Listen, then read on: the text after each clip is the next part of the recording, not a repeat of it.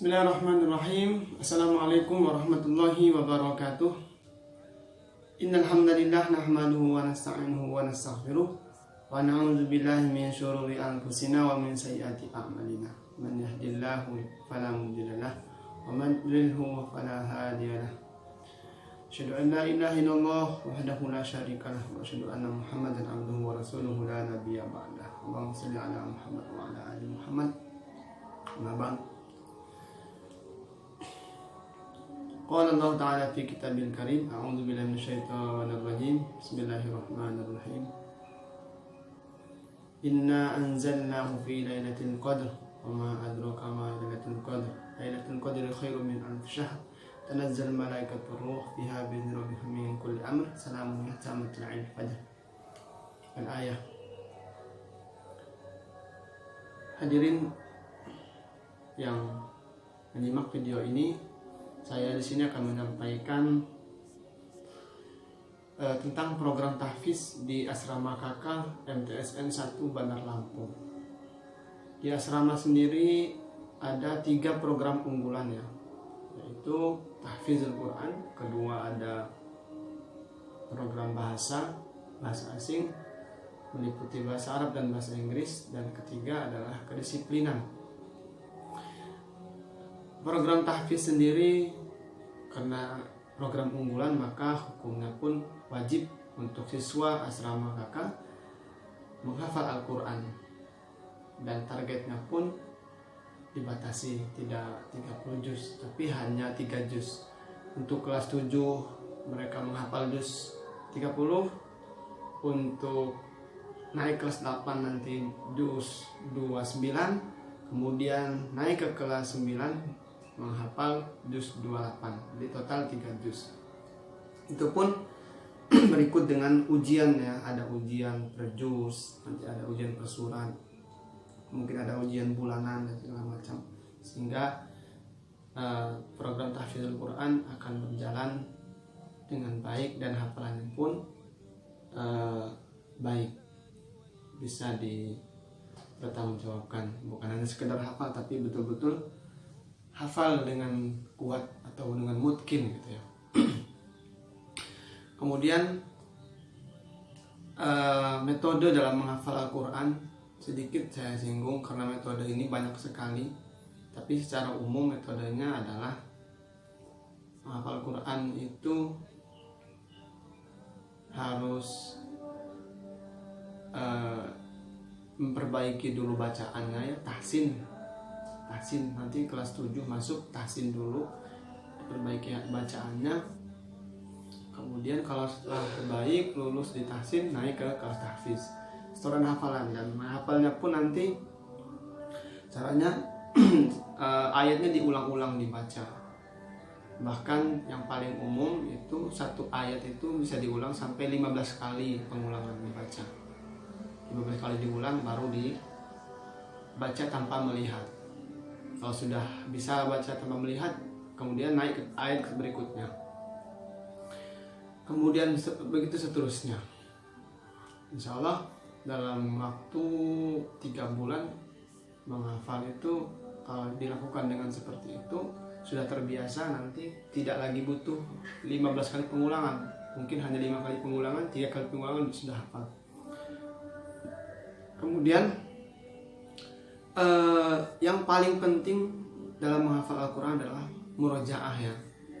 Murojaah itu yang paling penting, mengulang. Jadi pengulangan itu yang akan menentukan hafalannya bagus atau tidak. Seperti kita membaca Al-Fatihah, tanpa disengaja kita hafal dikarenakan kita sering mengulangnya setiap sholat waktu. Begitupun dengan hafalan yang lain. Nah, jadi sering kita ulang, insya Allah hafalan kita akan semakin kuat. Tapi kalau ada hafalan yang sudah dihafal kemudian hilang kembali, maka itu bisa dipastikan berarti dia tidak pernah mengulang hafalan tersebut.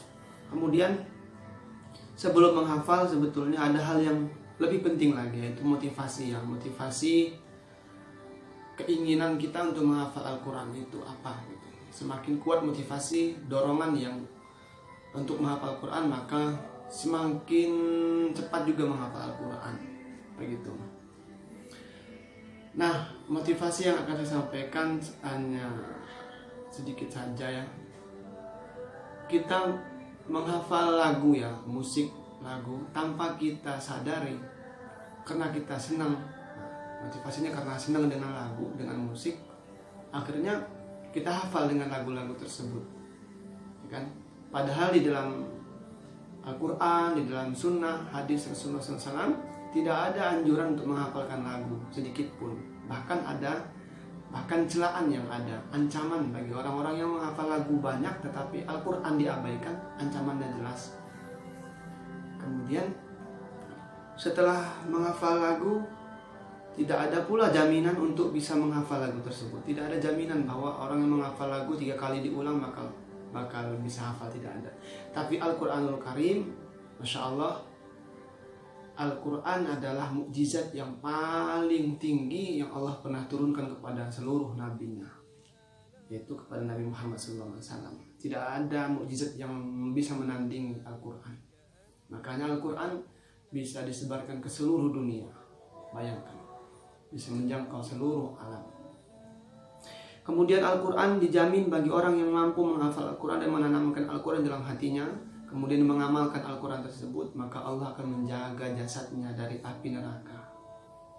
Lagu tidak ada. Bisa menghafal lagu A, maka terhindar dari siksa neraka, tidak ada. Tapi kalau Al-Quran, insya Allah kita hafalkan, kita tanamkan dalam hati kita, kemudian kita amalkan, Allah jamin bahwa kita diharamkan dari panasnya api neraka. Kemudian jaminan lagi, orang yang bisa menghafal, menamatkan Al-Quran di surga nanti bisa menolong ahlinya, ahli keluarganya, terutama bapak ibunya, dari siksa api neraka. Betapa bangga seorang bapak, seorang ibu memiliki anak yang hafiz Quran, karena dia mempunyai penolongnya nanti di akhirat nanti. Kemudian orang yang menghafal Al-Quran diberikan pahala multi level ya. Setiap hari, karena dia adalah penjaga Al-Quran, maka setiap hari pula dia akan mendapatkan transfer pahala dari Allah Subhanahu wa taala. Subhanallah. Karena dia bertekad untuk menjaga Quran. Tapi ketika kita menghilangkan Al-Quran, kita meninggalkan, tidak meroja Al-Quran, maka terputuslah pula pahala kita. Insyaallah. Kemudian pahala yang Allah, kebaikan yang Allah berikan kepada penghafal Al-Quran di dunia adalah Allah akan gampangkan hidupnya. Tapi yang benar-benar menghafal Al-Quran, yang bertekad kuat untuk menjaga Al-Quran, maka Allah akan jaga pula hidupnya di dunia ini. Allah akan lindungi dia, lindungi dari kemiskinan mungkin, malah bahaya mungkin, asal kita bisa berusaha. Insya Allah Allah berikan jalan. Seperti sekarang banyak sekali beasiswa di kampus-kampus ternama, bahkan UI sekalipun, di mana-mana pun telah membuka beasiswa full untuk tahfizul Quran. Bahkan di instansi seperti kepolisian ya, yang telah hadir seperti di mana, Lampung Selatan, Sumatera Selatan, sudah ada yang membuka pendaftaran untuk penghafal Quran yang mau menjadi polisi. Jadi insya Allah keutamaan Al-Quran sangat banyak di akhirat, yang pasti di dunia pun Allah akan berikan. Mari anak-anak, motivasi kita timbulkan Al-Quran sekarang betul-betul menjadi penolong yang nyata untuk kita semua. Mudah-mudahan bermanfaat. Itu saja yang saya sampaikan. Assalamualaikum warahmatullahi wabarakatuh.